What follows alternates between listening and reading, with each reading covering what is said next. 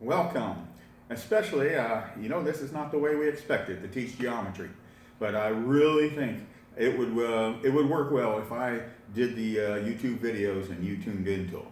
So I'd love to have you, and I wish you were able to sit in your seats in front of me, but this is the next best thing. First off, Chapter 9 is our geometry unit, and geometry is one of my favorite kinds of math, and at least it was when I was in high school. So we're introducing geometry in a lot of ways, very important concepts that you will use later. Now the nice thing about the videos is that you can go back and play them over and over again. So if I seem like I go fast, that's probably true, I am. But again, you have ClassZone.com to help you, and you also have the ability to play the video over and over.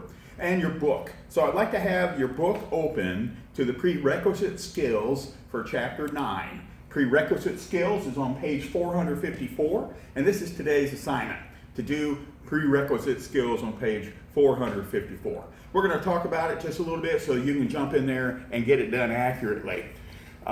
First off, I want to tell you, in this geometry unit, you're going to have to be sure that you have a protractor and a compass.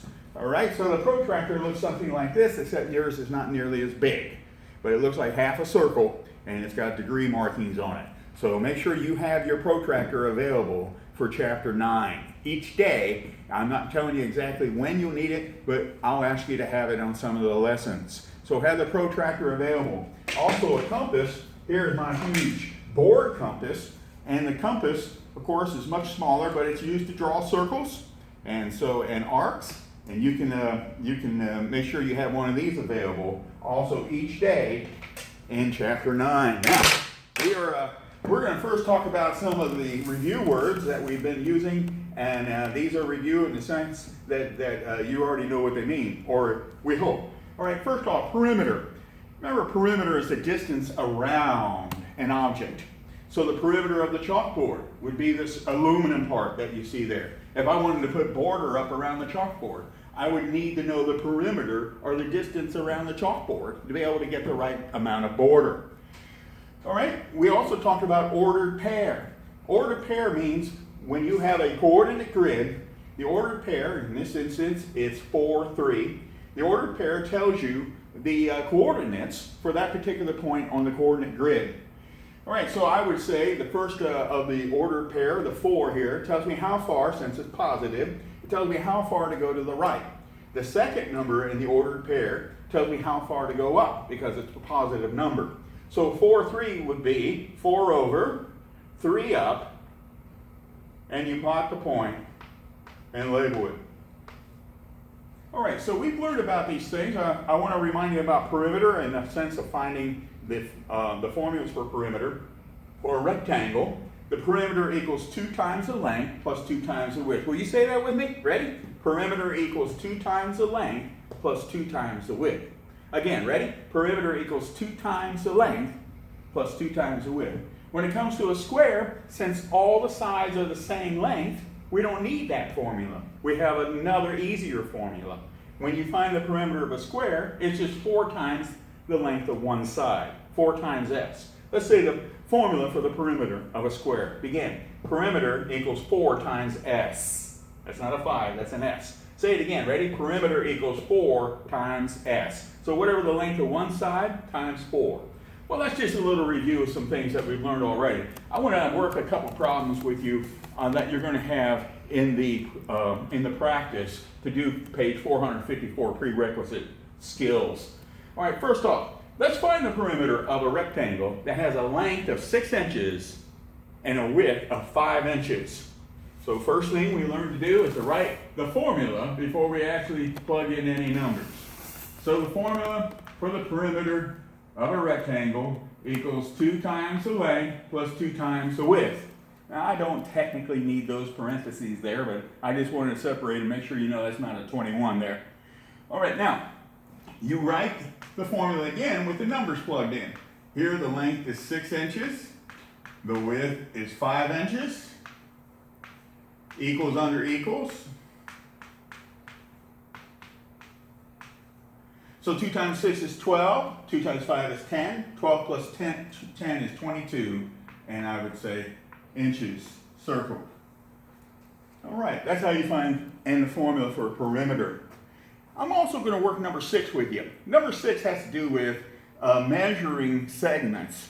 And then the directions say to find to the nearest tenth of a centimeter. So I pretended like I wrote the segment here and I measured it as 3 centimeters, 2 millimeters. Well, it's not asking you to write it as 3 centimeters, 2 millimeters. It's asking you to write it to the nearest tenth of a centimeter.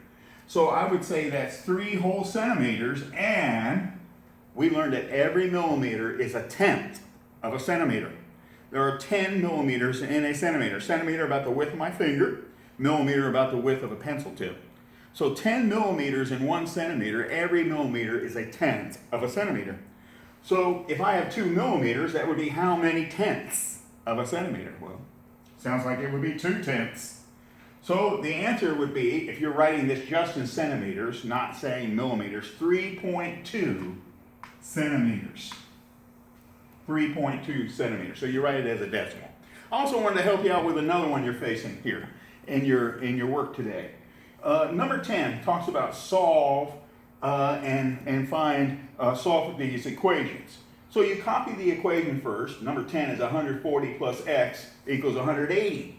So I would solve using a related equation. X would equal 180 minus 140. Now I did that because I'm thinking 140 plus what equals 180? Well, I can find that by subtracting 140 from 180. So I would say x then would equal 40. And you circle your answer. All right, so that's just some of the things that we've already talked about, but it's been a while. So I hope that helps you when you do the prerequisite skills today. I have one more thing to show you. I'd like to have you look at the Venn diagram at the bottom of the page 454. In order to draw a Venn diagram, what we do is that we have these 2 ovals here, and I've labeled one prime numbers, one even numbers, and I'm going to classify the whole numbers 1 through 10. All right, so if the whole number is 1 through 10, if that number is a prime number, I'll write it in this oval. If it's an even number, I'll write it in this oval. If it's both, I'll put it between. And if it's neither, I'll put it outside these ovals. Let's start with 1. Is 1 prime? Well, if I remember right, prime numbers have to be greater than 1. All right, so 1 is not considered a prime number. Prime numbers only have 2 factors, the number and 1. So 1 is not prime, and 1's not even. So I'm going to put it out here. 2. Well, 2. Is that a prime number? Well, how many factors does 2 have? 1 and 2. Those are it. So it is a prime number. But it's also an even number. So it fits right in here between them. 3. Well, 3 only has 2 factors. You can only divide 3 evenly by 1 and 3. So therefore, it's a prime number. 4? Well, 4 is not prime. I can think of 3 factors for 4. 1, 2, and 4. So it's not prime, but it is even. 5. Well, there are only 2 factors for 5. Therefore, I call it a prime number. 6, that's an even number. It is not prime. 7, that's a prime number. It only has 2 factors. 8, that's an even number. It's definitely not prime. The factors of 8 are 1, 2, 4, and 8. So it's not prime. 9, well, 9 is not prime. 1, 3, and 9, 3 factors. And it's not even. So I'm going to put it out here again. All right. 10, that's an even number. It's definitely not prime. Here's what I would like you to do.